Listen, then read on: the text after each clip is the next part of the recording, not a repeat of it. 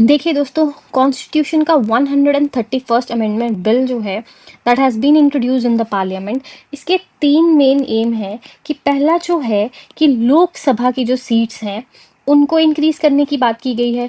दूसरा जो है विमेन की जो रिजर्वेशन की बात की गई थी कि 1/3 रिजर्वेशन जो है वो वुमेन को प्रोवाइड की जाएगी, उसके बारे में बात की गई है। प्लस एक मॉडर्न लीगल फ्रेमवर्क जो है इंट्रोड्यूस किया है फॉर द डीलिमिटेशन कमीशन।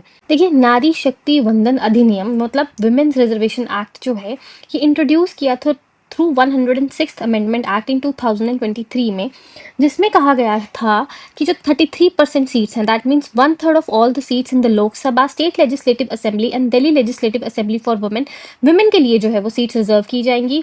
और शेड्यूल कास्ट और शेड्यूल ट्राइब्स की जो रिजर्वेशन होती है उसमें से अलग 1/3 सीट्स जो है सब रिजर्वेशन होगी वुमेन के लिए। प्लस राज्यसभा में और स्टेट लेजिस्लेटिव काउंसिल में यहाँ पे कोई रिजर्वेशन नहीं है वुमेन के लिए। अब क्या है कि ये जो एक्ट है it has been passed by the parliament, but ये इम्प्लीमेंट नहीं हुआ। क्यों नहीं हुआ? रीज़न था डीलिमिटेशन कमीशन का, कि जब तक डीलिमिटेशन एक्सरसाइज नहीं हो। नाउ डीलिमिटेशन क्या होता है? Delimitation is the process of fixing और रीड्राइंग, you have to redraw the boundaries of the territorial constituencies, that means the Lok Sabha या जो भी हमारी असेंबली सीट्स हैं, ताकि जो है वो इक्वल रिप्रेजेंटेशन मिले किसको? पॉपुलेशन को, which is often mandated after जब भी कोई सेंसस होगा, सेंसस कंप्लीट होगा उसके बाद बाउंड्रीज को रीड्रॉ करेंगे सो दैट इक्वल सीट्स जो हैं वो हर एक स्टेट को दी जाए, ताकि जो वैल्यू है वोट्स की वो बराबर की जाए। देखो, जो रिसेंटली जो बिल्स इंट्रोड्यूस हुए हैं उसमें क्या क्या बात की गई है कि लोकसभा की स्ट्रेंथ जो है इसको 850 तक पहुंचाया जाएगा। प्लस आर्टिकल 82 में अमेंडमेंट की गई है कि जो हमने 2026 का एक फ्रीज क्लॉज रखा था कि 2026 के बाद डीलिमिटेशन की जाएगी, उसे अब नहीं माना जाएगा। डीलिमिटेशन जो है वो अब प्री 2026 सेंसस का जो डेटा होगा उस पर की जाएगी। प्लस जो वुमेन रिजर्वेशन है, जो आर्टिकल 334A में जो 1/3 ऑफ द सीट्स रिजर्व्ड हैं वुमेन की, अगर हम डीलिमिटेशन को पिछले सेंसस के डेटा के अकॉर्डिंगली करेंगे तो वुमेन की रिजर्वेशन जो है उसको भी जो है वो प्रोत्साहन मिलेगा। That means it will be done immediately. Now delimitation commission जो 2026 की थी, इसको चेयर करते हैं सुप्रीम कोर्ट के जज, प्लस इसके मेंबर्स है कि इसको भी प्रॉपरली जो है फॉर्म किया जाएगा। देन जुडिशियल इम्यूनिटी है कि अगर कोई भी गजेटेड ऑर्डर्स हैं, they have a force of law, कोई भी जो है इनको चैलेंज नहीं करेगा कोर्ट में। देखो, सिग्निफिकेंस क्या है कि अगर आप इंक्रीज करोगे लोकसभा की सीट्स, पार्लियामेंट की सीट्स टू 850, इससे क्या होगा? जो रेशो होगी between the population and the number of the representative is more accurately reflected, जिसकी वजह से क्या होगा? ग्रास रूट लेवल की जो गवर्नेंस होंगी इट विल इम्प्रूव और it will become better. Plus it will remove the constitutional bottleneck कि हम जो है विमेन की रिजर्वेशन तब प्रोवाइड करेंगे जब प्रॉपर जो डेटा है सेंसस का वो आ जाएगा। बट यहाँ पे बिल में इंश्योर किया है कि जो प्रीवियस डेटा है 2021 वाला, उसी के अकॉर्डिंगली जो है हम लोग विमेन को रिजर्वेशन प्रोवाइड करेंगे, ताकि इसमें डिले ना हो जो 2030 तक भी जा सकता था। प्लस अगर आप दोबारा से कॉन्स्टिट्यूंसीज को रीड्रॉ करोगे तो बेटर जो है इंफॉर्मेशन या डेटा जो है वो निकल के आएगा जो 1971 का जो इतना पुराना डेटा है उसके कंपैरिजन में। So this is the significance of these amendment bills जो भी इंट्रोड्यूस हुए हैं। नाउ देखो, 3 बिल्स इंक्लूडिंग 7 आर्टिकल्स में चेंज आया है। यूपीएससी पॉइंट ऑफ व्यू से क्या क्या इंपॉर्टेंट है आपको ये पता होने चाहिए कि ये जो 7 आर्टिकल्स हैं ये किसके रिलेटेड है, क्या चेंज लाई गई है, तो that should be in your mind. Now देखो, अब ये जो आर्टिकल्स हैं, सबसे पहला article 21 which defines the composition of the House of the People, that means Lok Sabha. Article 82 readjustment of the allocation of the seats after each census, जो बात कर रहा है डिलिमिटेशन की, डिलिमिटेशन कमीशन की या डिलिमिटेशन एक्सरसाइज की। Article 170 it deals with the composition of the legislative assemblies of the states. Article 330 reservation of seats for SC/ST in the Lok Sabha, and 332 reservation of the seats for SC/STs in assemblies. Now 334A reservation of the seats for women to take effect, and 243D reservation of the seats in the panchayat. तो these all articles are important for your exam point of view, ये आपको पता होने चाहिए। अब यहाँ पे क्या प्रॉब्लम आ रही है कि जो ये हिडन डीलिमिटेशन है, मतलब आप जिस डीलिमिटेशन की अभी बात कर रहे हो, इट में punish the southern countries. Why? South versus north का ये जो डीलिमिटेशन कन्फ्लिक्ट है इसको डिस्कस करते हैं। देखो, 42nd अमेंडमेंट आई, उसने कहा कि अगर आपको डीलिमिटेशन एक्सरसाइज करनी है तो आप कौन सा कौन से साल का डेटा जो है उसके अकॉर्डिंगली करोगे। तो उन्होंने डिसाइड किया कि जो 1977 का जो डेटा था, सेंसस डेटा था, उसके अकॉर्डिंगली हम डिलिमिटेशन एक्सरसाइज करेंगे। डिलिमिटेशन एक्सरसाइज हमने डिस्कस किया कि स्टेट्स को इक्वली क्या करना, सीट्स प्रोवाइड करना इन द लोकसभा में, इन सिंपल टर्म्स।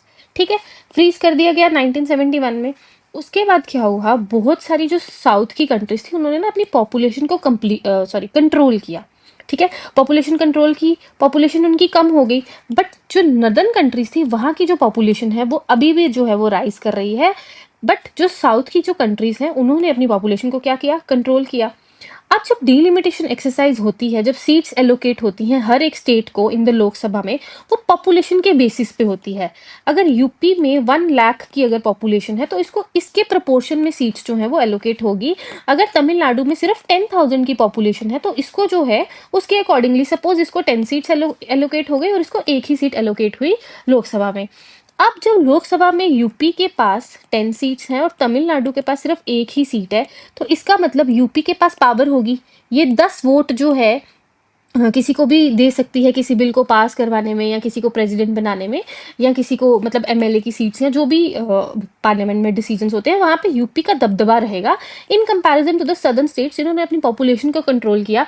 तो ये तो उन्होंने गलती कर दी, अगर वो उन्होंने पॉपुलेशन को कंट्रोल किया तो इससे तो उनको कम सीट्स वहाँ पे एलोकेट होंगी ना। So this is the problem, that's why जो सदर्न स्टेट्स हैं दे आर एंग्री। एंग्री क्यों है, क्योंकि इन्होंने बोला हम प्रेजेंट डेटा की बात करेंगे, जो नया सेंसस होगा हम उसकी बात करेंगे, क्योंकि और वहां पे 42nd अमेंडमेंट में दिया गया था कि 2026 तक ही आप ये कर सकते हो, 1971 का डेटा जो है वो यूज कर सकते हो। अब तो ये चीज एंड हो गई, अब हम 1971 का डेटा यूज नहीं करेंगे, हम रिसेंट डेटा जो 2021 का जो सेंसस जो डिले हो गया था कोविड की वजह से, उसके डेटा के अकॉर्डिंगली हम डिलिमिटेशन करेंगे। बट इसमें यही प्रॉब्लम आ रही है कि इससे क्या होगा, यूपी की पॉपुलेशन बढ़ेगी और तमिलनाडु की जो है वो कम शो होगी। इसकी वजह से देखो सीट्स में कितना गैप आ गया है। करंट सीट्स तमिलनाडु में 39 है। अगर हमने 2011 की डेटा की बात की अगर की जाए तो इसको 11 सीट्स जो हैं वो माइनस में जा रही हैं, मतलब और कम। केरला में 20 है, 6 सीट्स माइनस हो जाएंगी, कर्नाटका, आंध्रा, और यहाँ पे देखो नॉर्थ में जो गेनर है यूपी बिहार की जो है इतनी इतनी सीट्स बढ़ेंगी। So this will be a total impartial, और इसीलिए जो है ये नॉर्थ और साउथ का कंफ्लिक्ट जो है वो हमें देखने को मिल रहा है।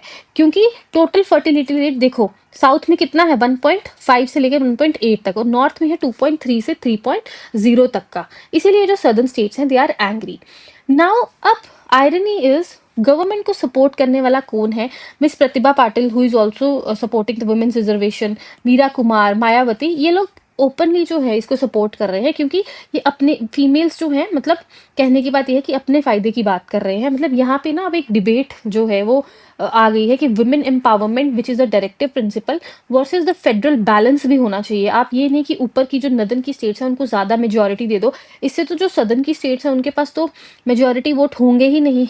तो this is something which we have to balance, and UPSC takeaway is that social justice versus federal equity, where do you draw the line? इस पे आपको क्वेश्चन जो है वो एग्जाम में देखने को जो है वो मिल सकता है।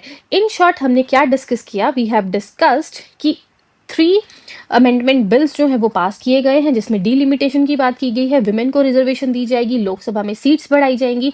बट जो है वो नॉर्थ और साउथ में जो है कंफ्लिक्ट है। क्यों कंफ्लिक्ट है? Because southern states are saying कि अगर डिलिमिटेशन 2011 के सेंसस पे होगी या नए 2026 के सेंसस पे होगी, उसकी वजह से इन्हें सीट्स कम एलोकेट होंगी, पार्लियामेंट में they will have less representation. So next we will see whether president से असेंट मिलता है या दूसरे हाउसेस से पास होता है या नहीं।